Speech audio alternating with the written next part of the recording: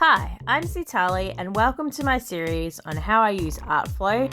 This is part 4, Shadow and Highlights. Here we have our image from the previous video, so the flat colours are done on this picture. And you could actually call this finished at this stage if you wanted to, and in some cases it is actually better to have less detailing. So if I wanted to use this as an icon or a smaller image, then I may not actually want to go into the next stages of adding shadows and highlights or painting the picture any further. So you could call this done. But for the purpose of this video series, I am going to go through all of my steps. So we're now moving on to the shadow steps. So as usual, I have started with a new layer and I've told that layer to only affect the one below it, which is my flat color layer. If you don't have access to this feature, it just means you just have to be a bit more careful about where you're placing your color, and you may have to erase around the edge to make sure it's only affecting the layer below it. I choose a dark color. It doesn't really matter to me what color I choose at this stage, as I plan on adjusting the layer afterwards. So I'm just blocking out where the dark shadows would be on the image, and then I'll make adjustments in a moment. So the very simplest way to adjust your layer is to turn the opacity down. If you've chosen the right color as your shadow layer, sometimes this is all you need to do. But in this case, I will try to apply some different blending modes as well to have my shadow layer affect the colors underneath differently. It is a good idea to just sort of go through them and see if you can find something you like. You can also adjust the colors in the effects menu and in hue saturation if you haven't got quite the right color to affect your picture.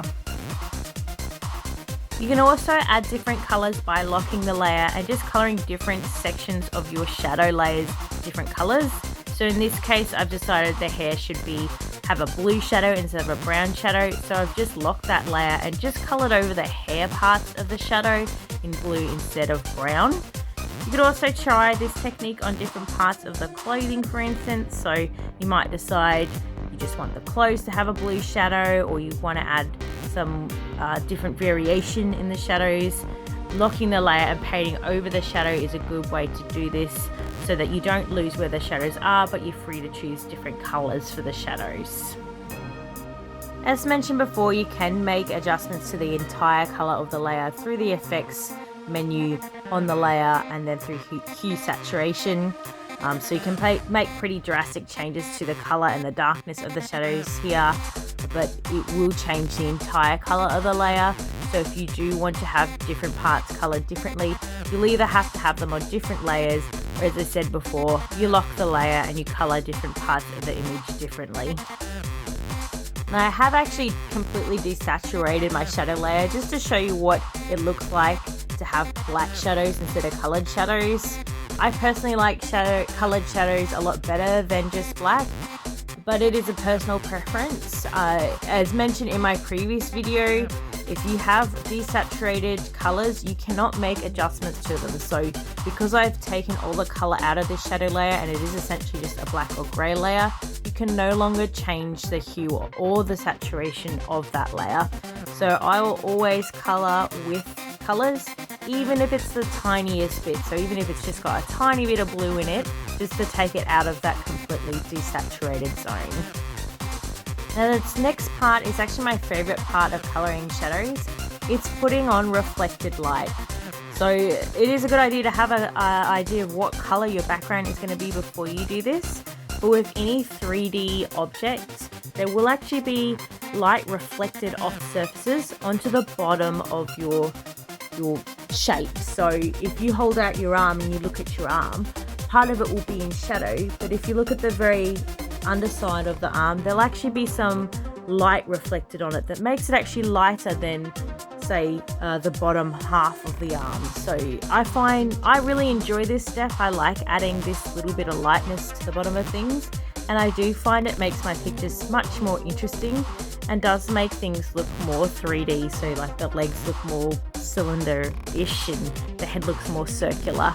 And I especially find it fun if you've got something glowing around it. So if you have, I don't know, if they're holding a glow stick or something, you'd have some green light reflected underneath their chin or underneath their arm or something like that. One thing I should probably mention is that if you've locked your layer and you try to erase from a locked layer, it actually displays as black. So I accidentally found I'd still had my layer locked as I was trying to erase part of the shadow face away. And you'll quite quickly find that instead of color disappearing, you just end up with solid black. So keep in mind, if you're going to be erasing parts of your locked layers, remember to unlock them first and then relock them after you finished erasing. Now I'm done with my shadow layer for now, so I'm going to move on to the highlights layer. The principle is pretty much the same. You just add a new layer and you choose a color and you just add color to the parts on the picture where you think the light would be hitting the surface. Now I'm not actually very good at doing highlight layers. I usually overdo them and they don't look very good, but because I always follow up with a painting stage later, I tend to fix most of my coloring mistakes, like my shadow and highlight mistakes, in my painting stage later on. If you're not going to do a painting stage, if you just want to do shadow and highlight layers and then call your picture done, then you probably would want to spend a bit more time on the shadow and highlight layers than what I have done, and take some more time in carefully placing where the lights would hit it and choosing a color from your light source. So in this case, I'm assuming there's a yellowish sun or light in the room, and so that's why I've chosen that color as my light source. But if there were, I don't know, in a rave or somewhere that has different colored lighting, maybe there's red lighting, then you might want to use a light pink or something like that as your highlight layer. Or if they're at the beach, then maybe there's the lights reflecting off the water and you want to use a light aqua. Again, this is just similar to the shadow layer, but just play around with it until you're happy with how the colors look. I do tend to use my smudge tool a bit more with the highlight layer than what I do with other layers, just to soften the lines between the light and sort of gradient the colors in a bit more. So don't be afraid to use the smudge tool if you do want to have a softer blend between things. It is a bit easier to use a smudge tool than blur the entire layer, because you have more control of where the softer gradienting between the lights and normal colors of your picture are. The smudge tool's paintbrush selection is the same as the eraser and the paintbrush, so you still have access to all the same brush strokes, the brush types, as you do with the paint and eraser tool. For smudging, I prefer to choose a paintbrush that has a texture to it, so that it sort of pulls the colors in a bit more. I find if I have like a solid brush or something that doesn't have a soft edge to it or a textured edge to it, that it doesn't quite pull the colors in as strongly. You can adjust how strongly your layer is smudged by the bars on the right hand side. So you still have the size is the top one, and then the bottom one is actually how strong your smudge is. So I'm not very far from being done with my shadow and highlights. It is a fairly sloppy job as far as shadows and highlights go, but when I do shadows and highlights and even the flat colors, it's all just to get things ready for my painting stage. So this is just to give me an idea of where to put my shadows and highlights and colors. And in the next video, when I merge everything together, I'll actually be painting over these areas and fixing any mistakes I've made and adding more colors in and making things look more 3D. So for me, this stage is just a precursor to the next one. But if you don't plan on doing a painted stage, or that's not your style, then once you finish doing your shadows and highlights, I would recommend doing a high highlight layer, so just a very top layer that you just have white, and it's just to add in where the highest of highlights would be. So if you've got any shiny objects, like for instance the horns, I'd put the tiniest bit of white on that horn to make it look extra shiny.